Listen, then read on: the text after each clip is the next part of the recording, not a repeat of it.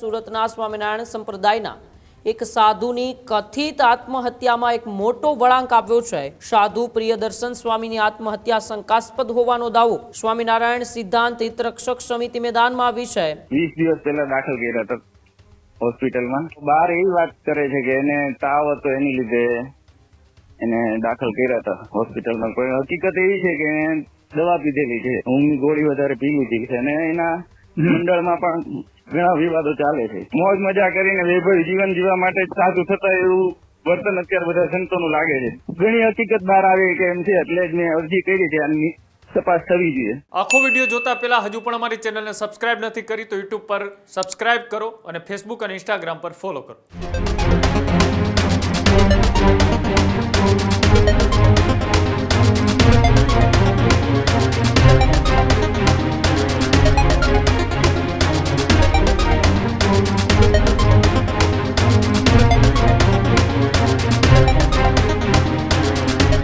સુરતના સ્વામિનારાયણ સંપ્રદાયના એક સાધુની કથિત આત્મહત્યામાં એક મોટો વળાંક આવ્યો છે।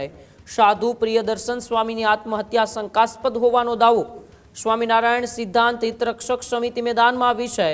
સુરતના લસકાણા પોલીસ મથકે હિતરક્ષક સમિતિની અરજી જોવા મળી છે। સાધુ પ્રિયદર્શન સ્વામીના કોલ ડિટેલ, ચેટ અને સીસીટીવી ચકાસવાની માંગ કરવામાં આવી છે, તો મૃતકનું પોસ્ટમોર્ટમ કરવાની પણ અરજીમાં માંગ કરાઈ છે। મંદિરના તમામ ટ્રસ્ટી, સંતો અને સેવકોના નિવેદન લેવા પણ માંગ કરાઈ।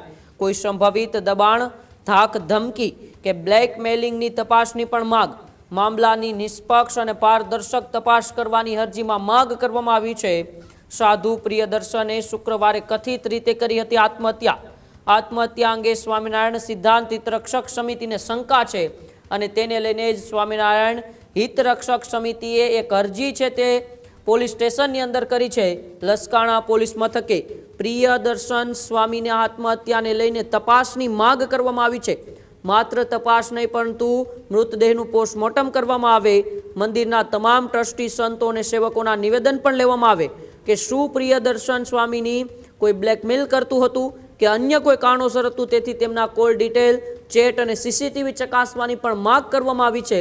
શુક્રવારે 47 વર્ષના પ્રિયદર્શન સ્વામી છે તેમણે કથિત રીતે આત્મહત્યા કરી હતી અને એ જ આત્મહત્યાને લઈને હવે અનેક સવાલો ઉઠી રહ્યા છે। ત્યારે સ્વામિનારાયણ સિદ્ધાંત હિતરક્ષક સમિતિના ઘનશ્યામ પટેલ છે તેમણે આ અરજી કરી છે। ત્યારે આવો પેલા ઘનશ્યામ પટેલ શું કર્યા છે તેમને આપણે સાંભળીએ।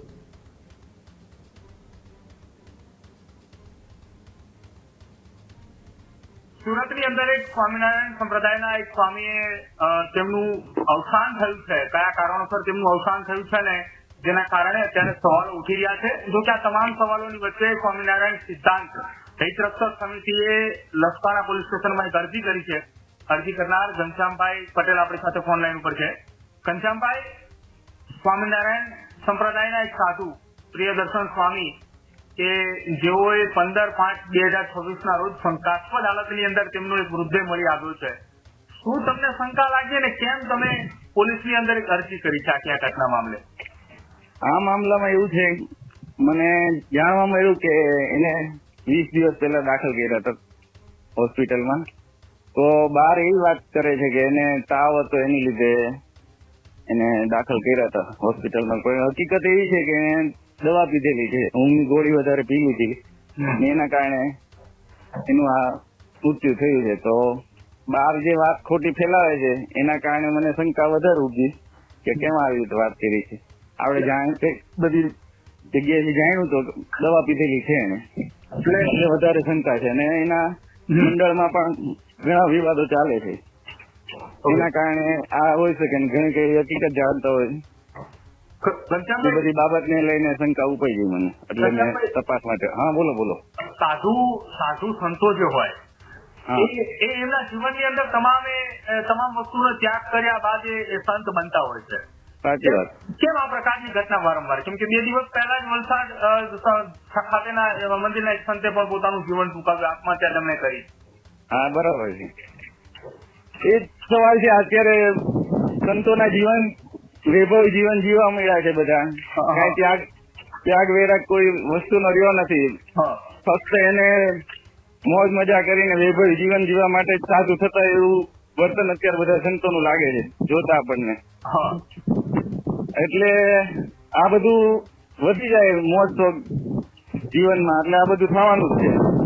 એટલે એની પર અત્યારે કોઈ કંટ્રોલ નથી ને બધા સ્વતંત્ર રીતે જીવે છે, એનું કારણ આ અત્યારે આ દેખાય છે આપણને.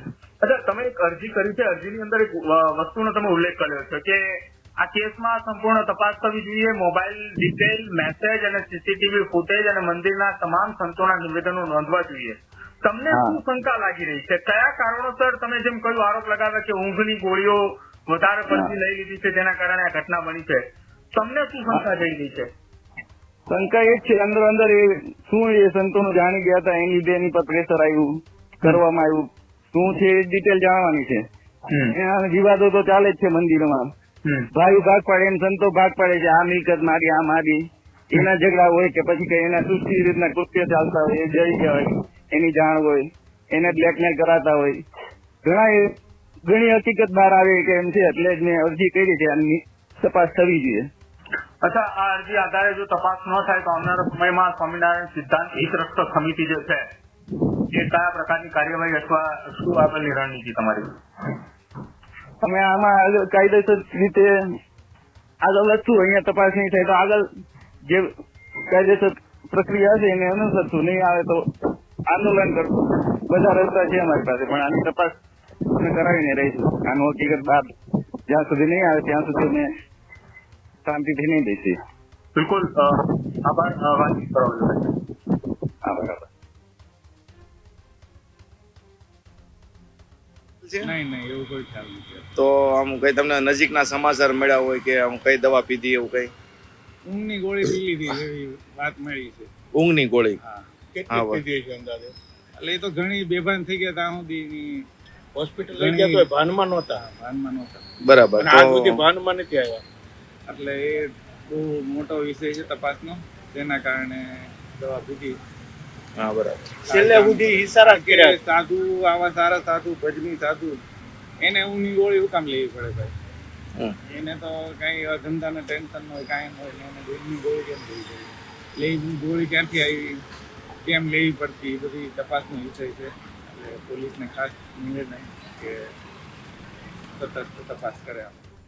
હજુ સુધી તમે અમારી ચેનલને સબસ્ક્રાઇબ નથી કરી તો અત્યારે જ ન્યૂઝરૂમ ગુજરાતને સબસ્ક્રાઇબ કરો, ફેસબુક અને ઇન્સ્ટાગ્રામ પર ફોલો કરો.